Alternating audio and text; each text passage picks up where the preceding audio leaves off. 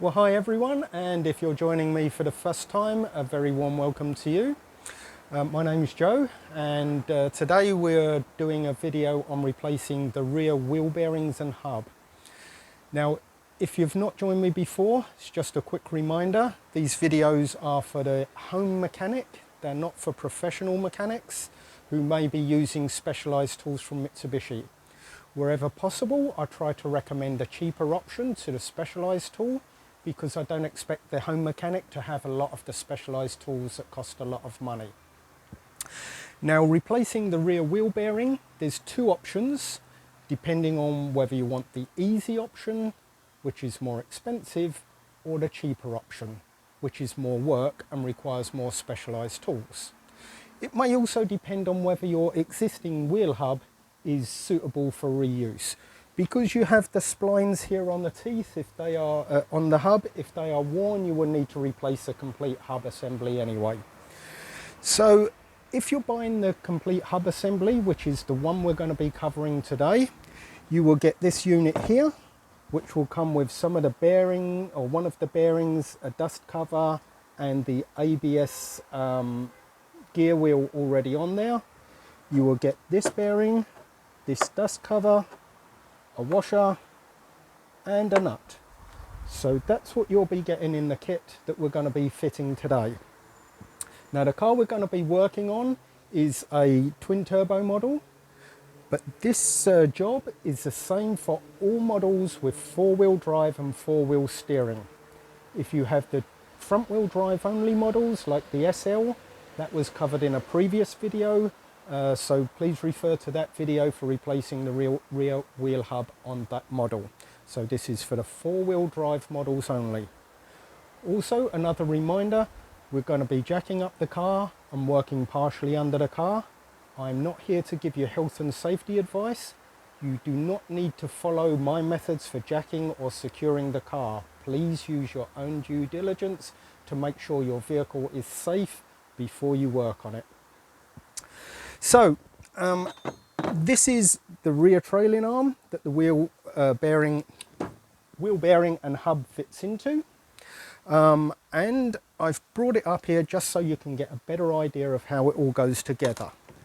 So you have this unit here which goes through from the outside. Onto that we have, a wheel bearing, we have a dust cover,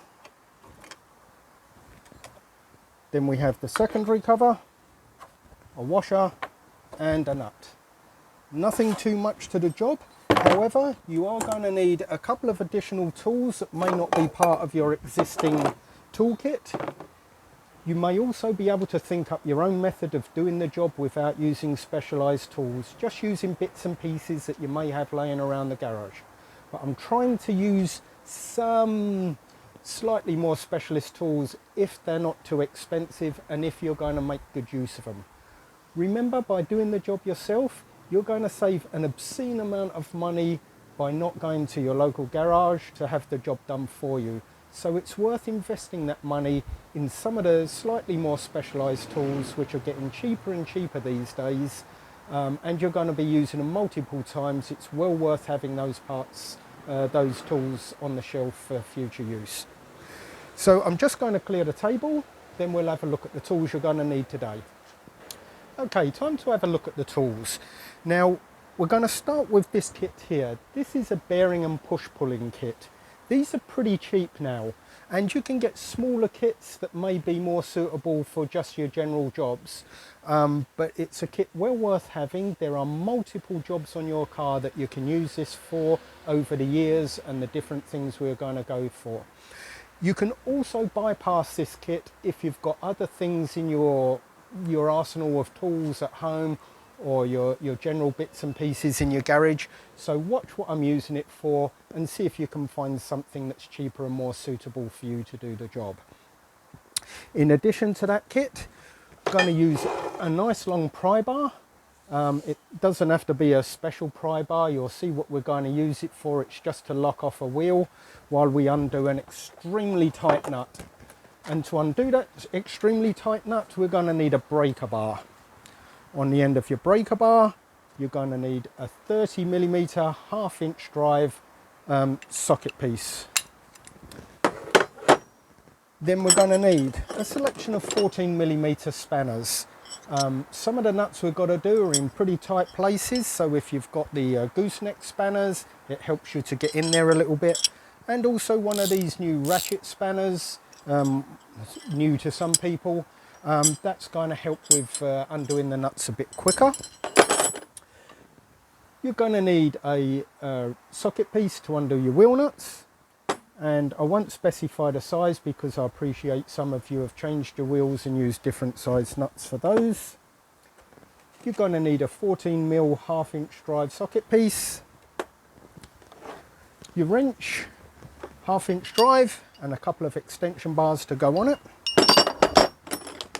a small bungee strap, a hammer might come in handy, it's a tool for every job. And finally, a slide hammer and a hub puller.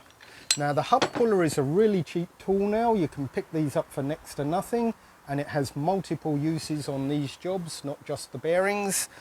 A slide hammer, this is a particularly large one. My smaller one, I broke the thread recently on that.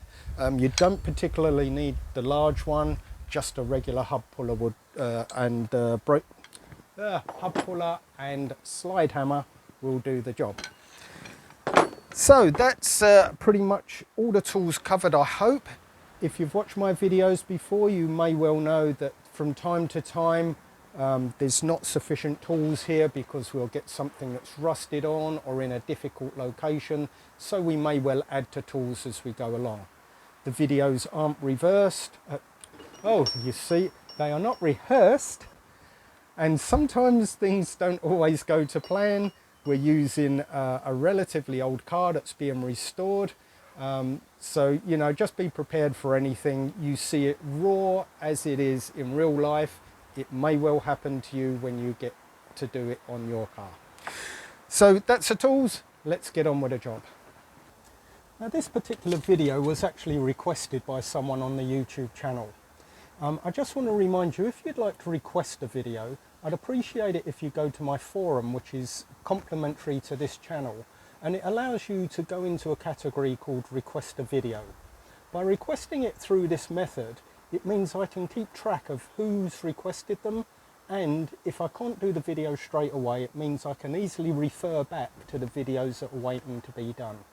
If you do it on the YouTube channel, I've got to go through hundreds and hundreds and hundreds of messages to find the person that requested the video. And quite frankly, I honestly don't have the time to do that, given that all of these videos are done completely free of charge without sponsorship or contributions from anyone else. So please go to the forum for this channel and request a video if you want to request a video, and I'll give your name a mention as well. Now, in order to get the rear wheel bearing and hub out, we need to remove the brake shoes and brake caliper. We need to remove the brake disc. They're not too big a job, as you'll see as we go along. We'll get started with a 14mm spanner, and you've got 2 bolts to undo. One is right, move all the rubbish here. One is right here, and the other one is round the back of the brake hub, if I can find it. Just there, if you're able to see it on the video.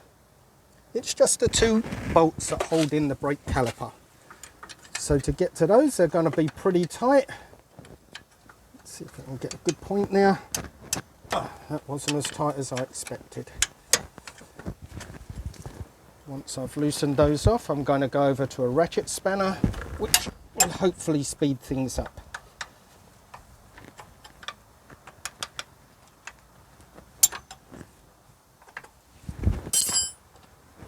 So, let's get that around the right way.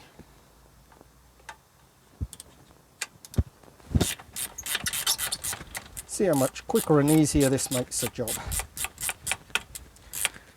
Now, something else we can talk about while I'm just undoing these bolts. This car, for those of you that have not seen my videos before, is undergoing restoration, and it's going to be a very major restoration. Every last nut, bolt and screw is coming off. every part is being restored. So this rear subframe assembly is going to be removed from this car shortly, and there'll be a video showing the full rebuild and restoration of every single part on it, down to the last nut, bolt and screw. Now today we're doing this video on here. This particular wheel bearing is not faulty, so I don't actually need to replace it. It's purely being removed for the video, and then I'm going to put back exactly the same wheel bearing that's already in here, and then it will all get restored at a later date. Now if you find your brake pads are a little bit rusted on like this, if you pull from the back to twist it slightly, it should then start to release them. These ones are particularly seized. There we go. Now, the hose here is easy to split if you trap it or if you kink it in the wrong way. So what we'll do is let it go to its natural position that it wants to lie in.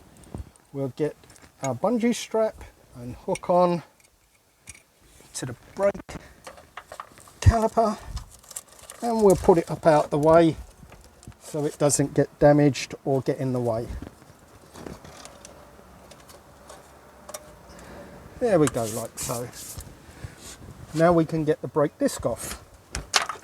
Oh, that wasn't good. Problem with videos that are not rehearsed. Let's try again. I've no idea why that come undone actually. And the second thing with videos that aren't rehearsed. That should now come off there very easily. I'm just going to get a rubber mallet to loosen that up. So this car hasn't actually been on the road for about 7 years now.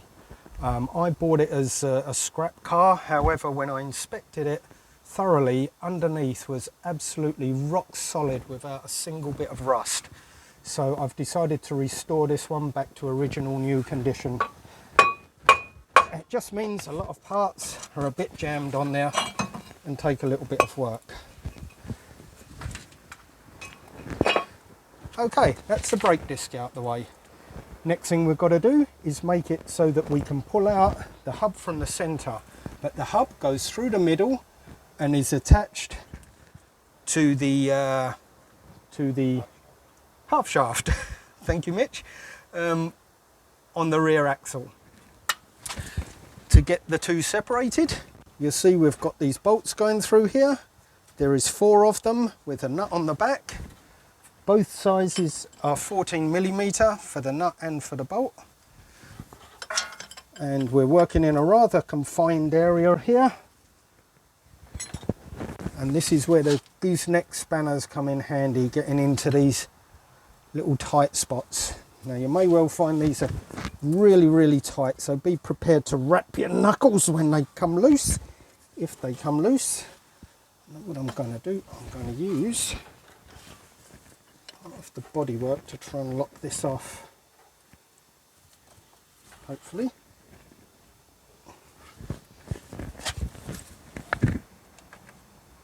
Oh, that's tight, really tight.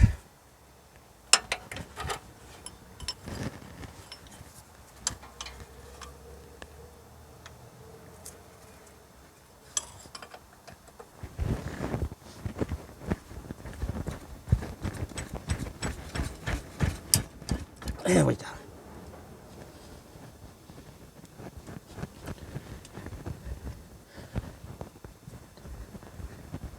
Now we're going to get the spanner off the nut. There we go.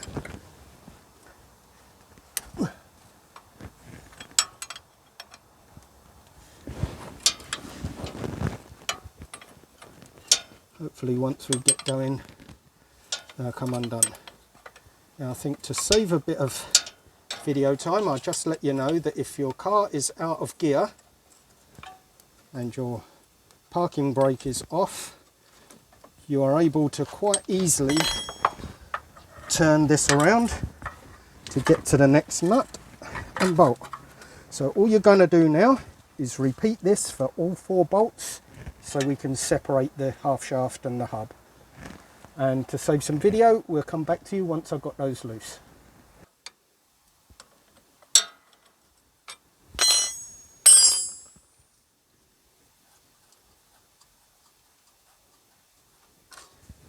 that's our last bolt, nut and washer out the way.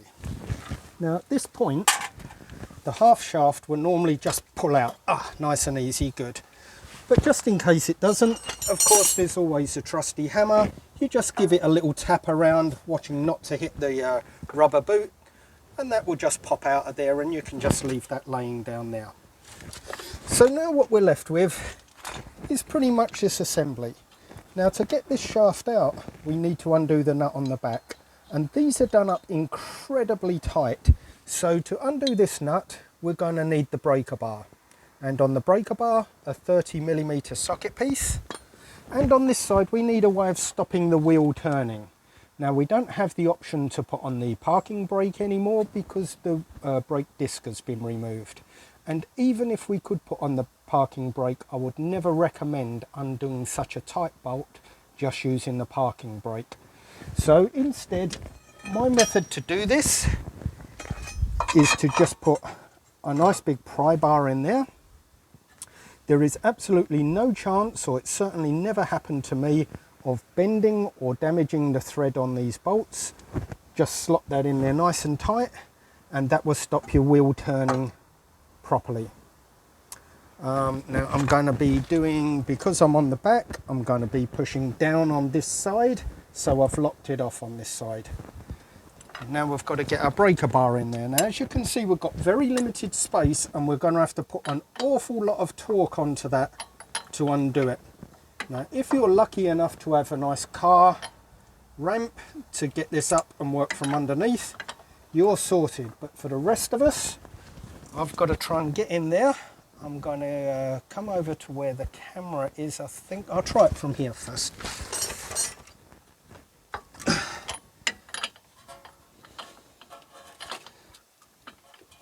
I think we're going to have trouble with this. I'll just try turning that round one more.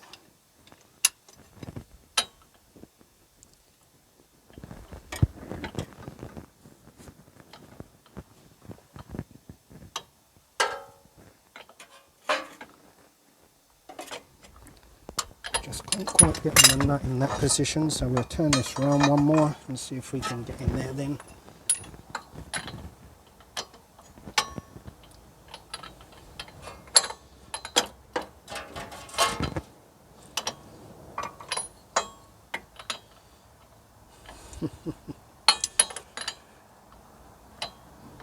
Car needs to be just a fraction higher.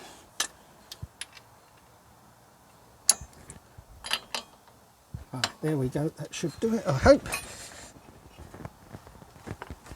Yeah.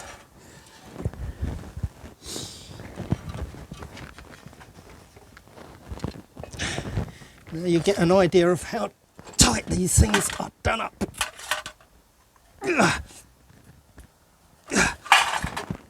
Right, I can't get enough torque on it from this side, so I'm going to come from the back and put an extension bar on there just to give me a bit more torque, hopefully.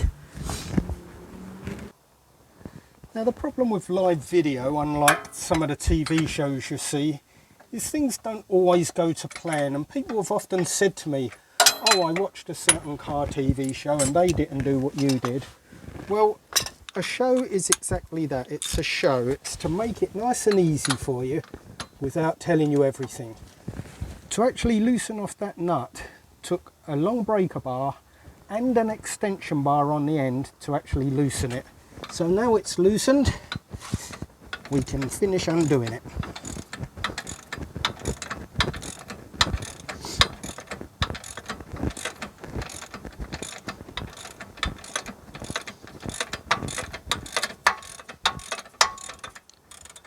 And seeing how tight it was to undo gives you an idea of how tight you need to do it up. So I think that's it.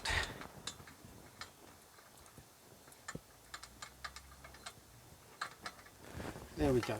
Now this particular nut, I don't know if you can quite see it on the video, but the end of it is normally crushed very slightly, so it's not a perfect circle.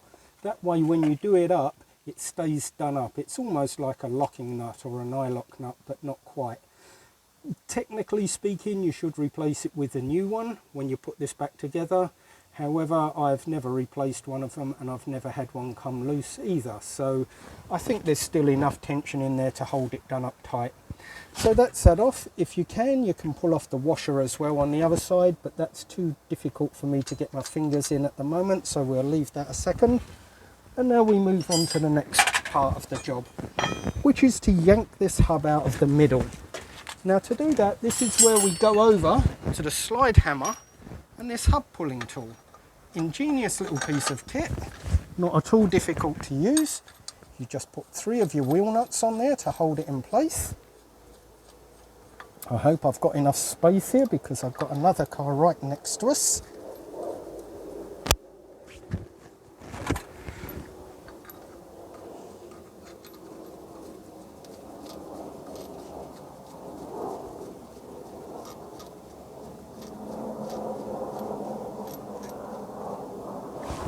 There's 2 and a third one in here.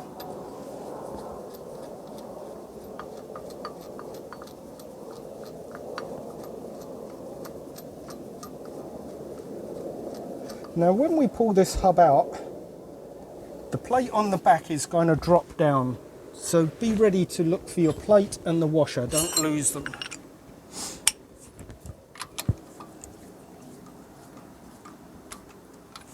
So here we go. There we go. I'm just going to have to take this off because of my lack of space here.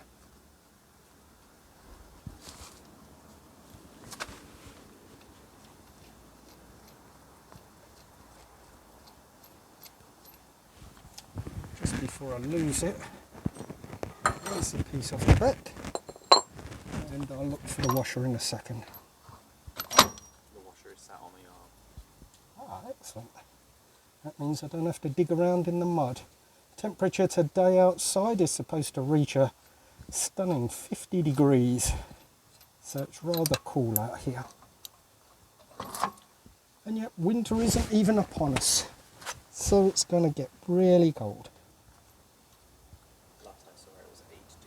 8 degrees, Celsius. So it's about 46.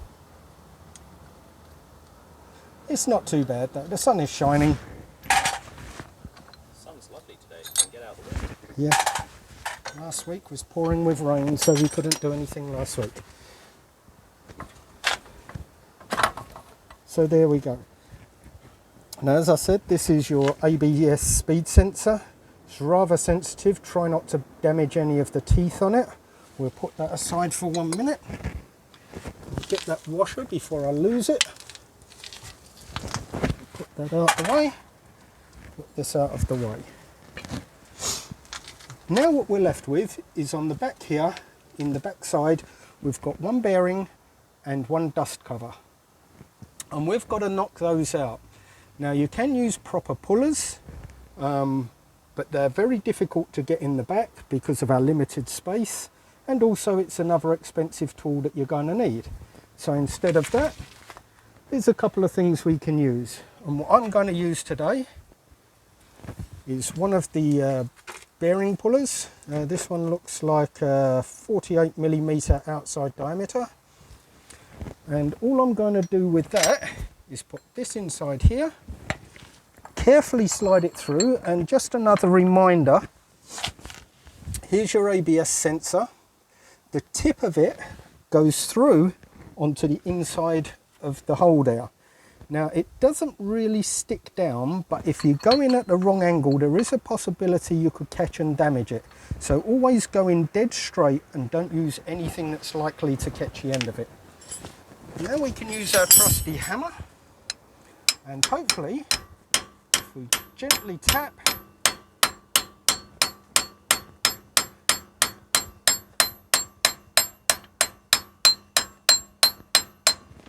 you can see it coming out the other side nice and slowly. I don't want to bash it too hard because that will happen and it'll fly off. But that will knock out the seal and the bearing at the same time without any damage. So I can reuse these now. Just going to put them out the way for a second. if you give me a minute, I'll just look for that other part and we'll come back to the video.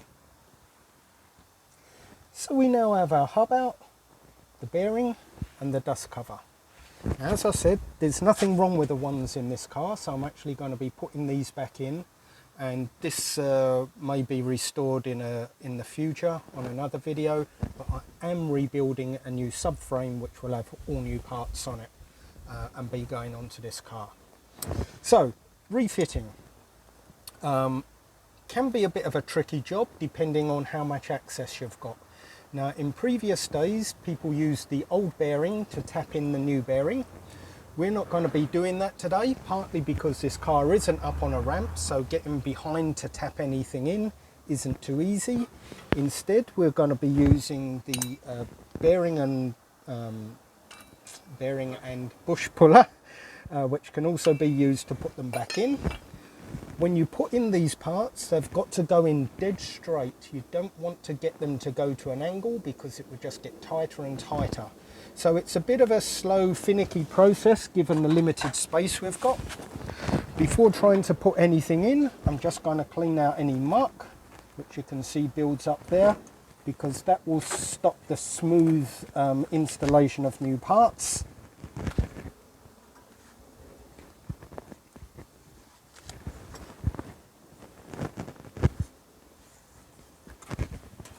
Do the same at the back, but the back has a better seal usually, so it doesn't normally get any muck in there.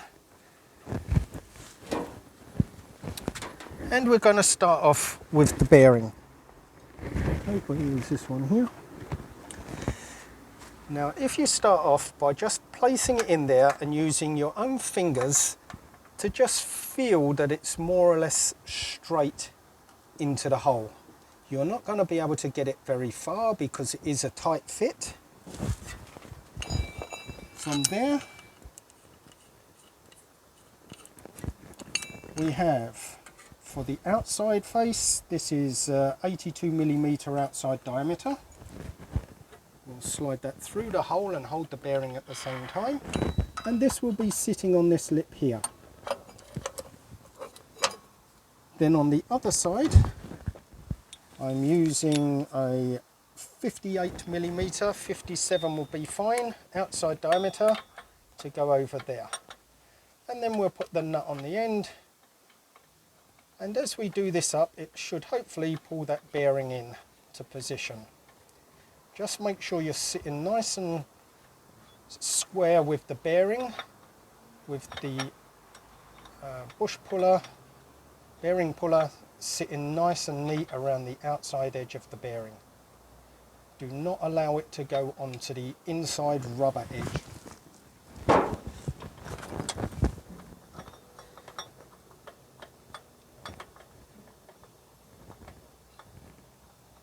Now, by using this method, these tools, it should hopefully pull everything in nice and square.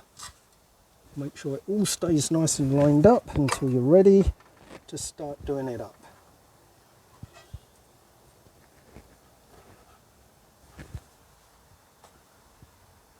Okay, that feels pretty good to me. So now we want a couple of spanners. I'm sure I brought out a couple. There we go. Okay, we'll get one on the back.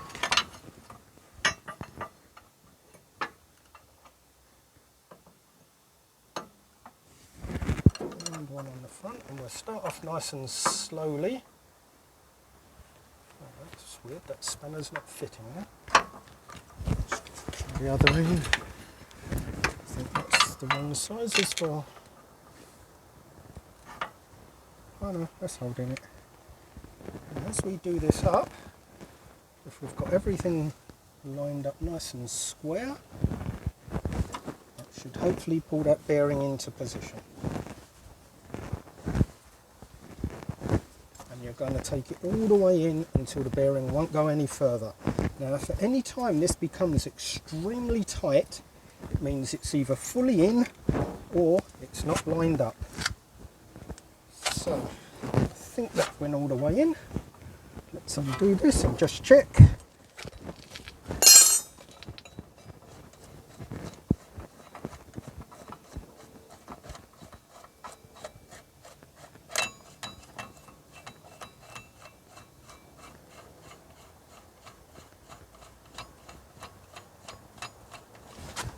You should be able to look through that hole there. Yep, that's seated all the way flush to its mating surface, if you're able to see in there.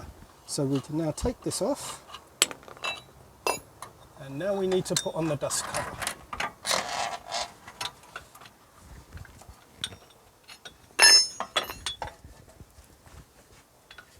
I'm going to use exactly the same process, but with, I believe, a different size tool. Where is my dust cover? Not this one, I've got a clean one here somewhere. Okay, so our dust cover. Now I'm reusing one of the old ones because there's nothing wrong with these. The one that I removed during the video there, you can see it's now got a lot of rust and muck around there. So all I've done is given this just a gentle wipe down to clean up the surface to make it go in easier. And I'm also going to put just a smear, and no more than a smear of grease just around the seal there, just to aid the shaft to go through. And now what we're going to do is you're going to need a new bush puller, and this one's going to be 66 millimeter outside diameter. Now the reason this is bigger than the seal is because the seal only has to be pushed in as far as the lip on the other side. You don't need to push it too far in. So this allows us to go onto the metalwork on the other side without pushing it in too far. So same process as before. We'll just sort of get that in with our fingers, just roughly into position, as straight in line as you can get it. We're going to use the same big bush puller on this end. We're going to go through the middle and put the bush puller on the other side.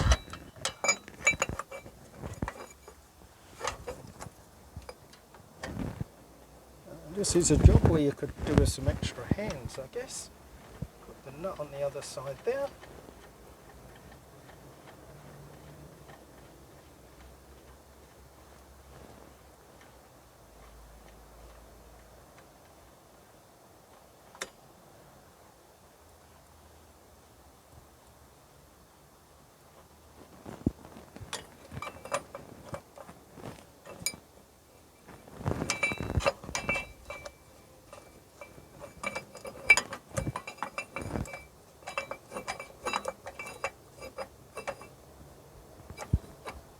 Okay, get things as square as you can on each side. So I don't know if the video's able to see there, but we need to get everything nice and true so it pulls in nice and square. You do not want to go in at an angle, it would damage the seal. I think that will do.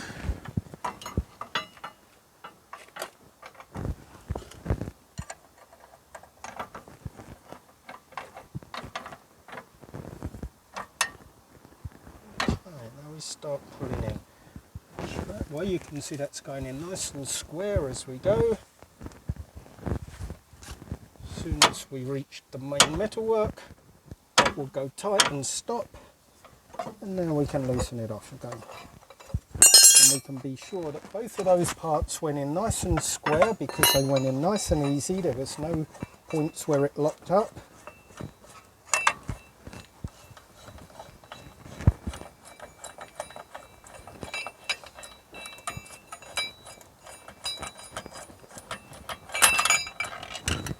And that's the hardest part of the job completed. I can feel on the back there that that's all gone in nice and square, which is beautiful.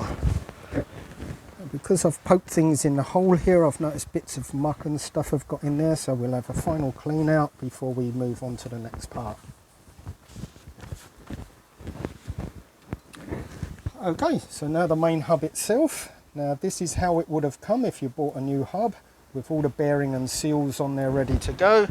That saves an awful lot of specialised work, but I will be covering that in another video shortly, for those of you that want to buy just the bearings and do the job yourself. So now we're going to slide this through nice and gently, making sure that you don't damage anything. Once you're through the second bearing on the other side, that's going to make the job a bit easier. Then we have this part, which will go onto the back.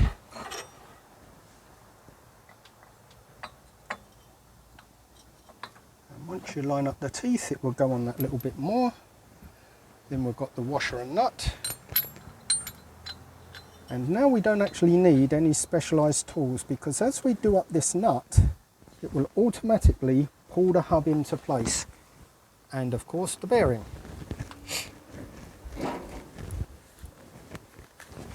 So we're going to lock off the wheel again. So a nice big trusty pry bar. Put that in there. We want a 30mm socket and wrench.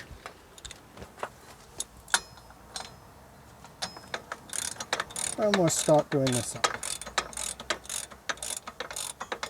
Now, if you're watching here, you'll see that that's slowly pulling into position. It's going in nice and easily. There's no hard work involved because everything is nice and true, and it goes directly into position as easily as anything. Now, someone asked me once before about greasing up these bearings. Now, in the old days, bearings were done in two parts and were tapered, and you had to grease them. Now, modern bearings, I'll just do this up and I'll show you one.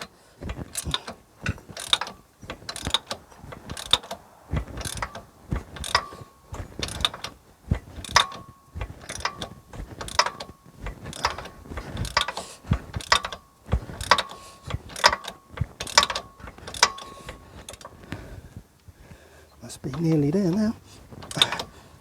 Yep, there we go.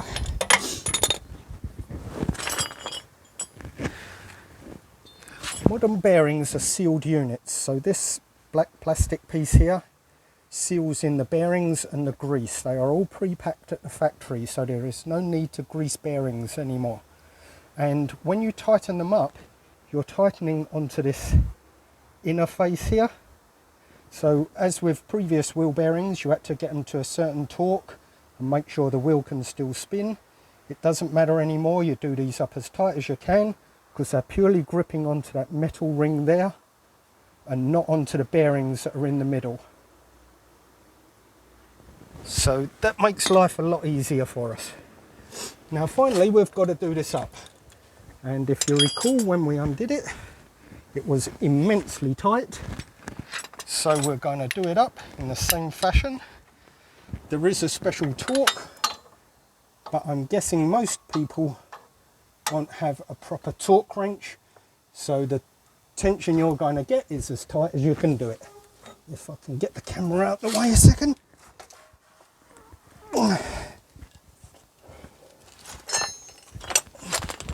Just don't want to slip and catch my knuckles. Like that. So you don't want to do that, but I think that's about as tight as I'm going to get it without losing more fingers. Nice and free running. It feels tight, everything's good. So then the next thing is to reconnect the half shaft. Damn, that caught the heat shield of the exhaust. That really did hurt.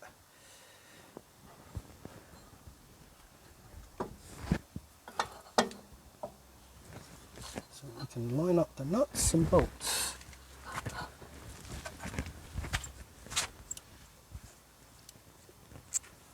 The bolt goes through from this side.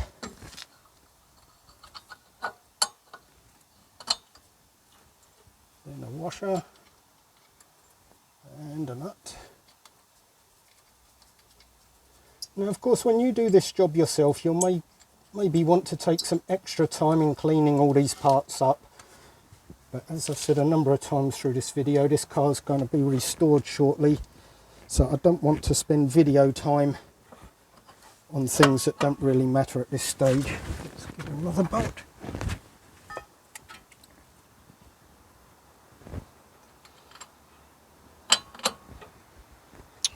Washer's in the wrong place. Bolt first. Did you see where it went? I heard it in the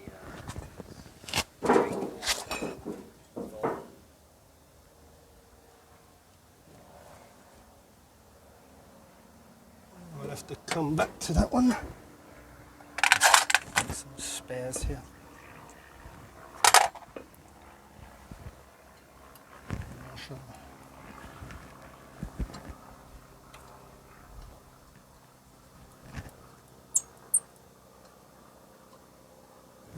Two.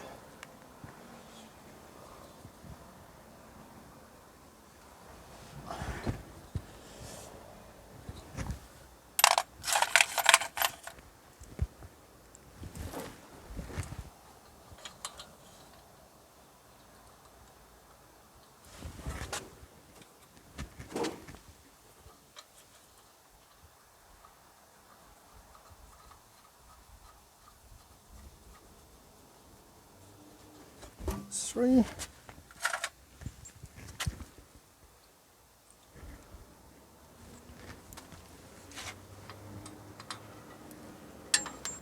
That's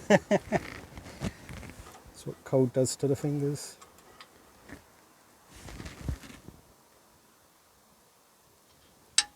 Oh, come on.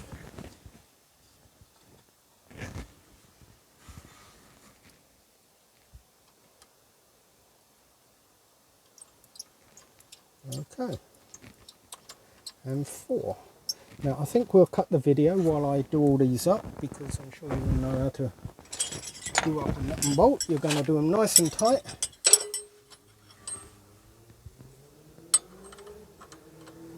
The half shaft will pull into the hub assembly into alignment. It's all machined to beautifully fit. If anything doesn't sit right, you know you haven't lined it up right.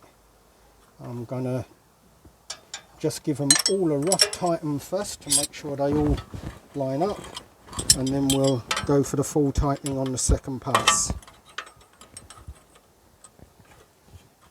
We'll come round, give us more space.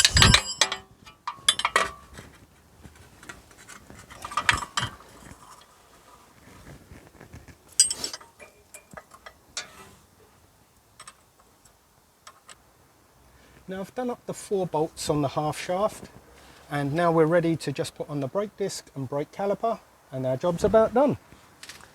So with the brake disc, very, very important. A lot of people don't realise this when they do work on their cars. This mating surface here that goes onto the brake hub must be absolutely clean of any grit or rust.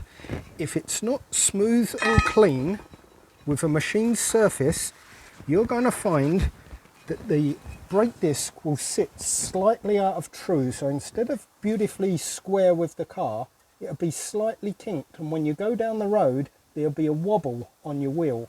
And a lot of people go and get their wheels calibrated as a result of that wobble, and it doesn't cure the problem. So just as a tip, any machined surface is machined for a reason, and that is to give a perfect mating surface. So before you put any of these parts back together, always make sure the mating surface is nice and clean, rust free, no grit. If there's anything in there, clean it off. Anything you can feel, sand it down so it's nice and smooth. And the same with the second mating surface that goes to your wheels. Make sure there's no grit or muck in there, so the surfaces will mate perfectly. Now I'm not overdoing the cleaning and everything perfectly for this job, because like I said a couple of times already, this car's going to be restored. I'm just giving you the instruction to make sure the job gets done properly from your side. So we'll get that onto there. And you can almost hear that that was a perfect mating surface. You hear it clunk into place nice and cleanly. Now we've got the brake caliper. unhook it from a bungee strap, bring that down. I'm hoping this will go back on. You need to make sure that your cables are not kinked in any way, so don't twist it and then put it on. You need to make sure it's nice and straight and in line. Please go back on. Ah, sweet. Like so. You have 2 bolts holding these in with washers on to hold them. Make sure they don't come loose.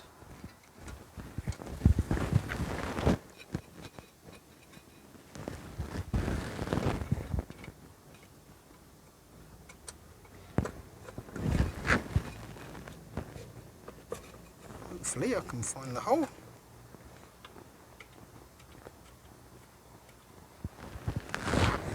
There's our first one. Never do up the first bolt until the others are all in line and in place, otherwise you may have trouble finding the hole to get them in.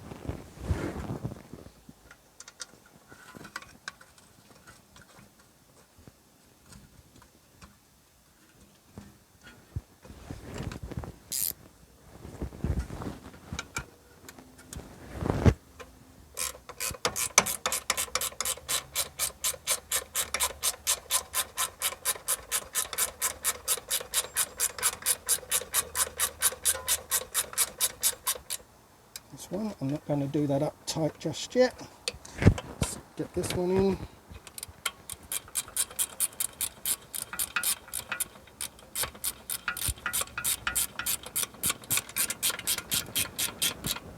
Okay, now we can do this one up tight.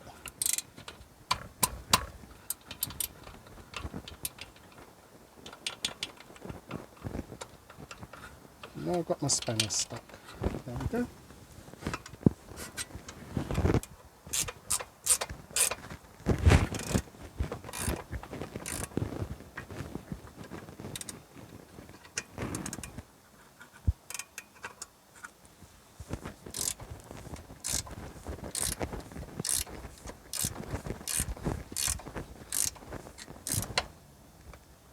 That's the bottom one.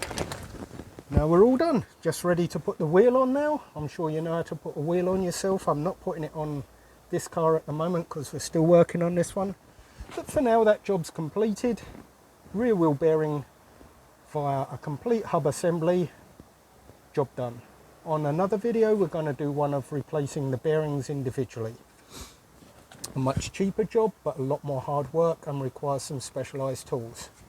So for now, that video's done. I hope you've enjoyed it and you can make use of it. If you're new to this channel and you like what you've seen, maybe you could subscribe and give us a thumbs up. And also a number of people asked if they're able to donate or contribute in some way to the channel. So we have set up a Patreon facility for those of you that want to contribute. Don't feel that you should. The channel is going to remain free for everyone. But if you'd like to donate something, that would be really appreciated because it does cost a lot of money to do these videos.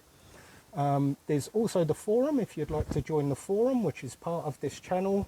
It allows you to request videos and talk about videos that I've done. And there's quite a lot of really nice people on there who would like to chat to you and you know, get to know you if they're in your area, maybe go for car meets. It's not to compete with any existing forum.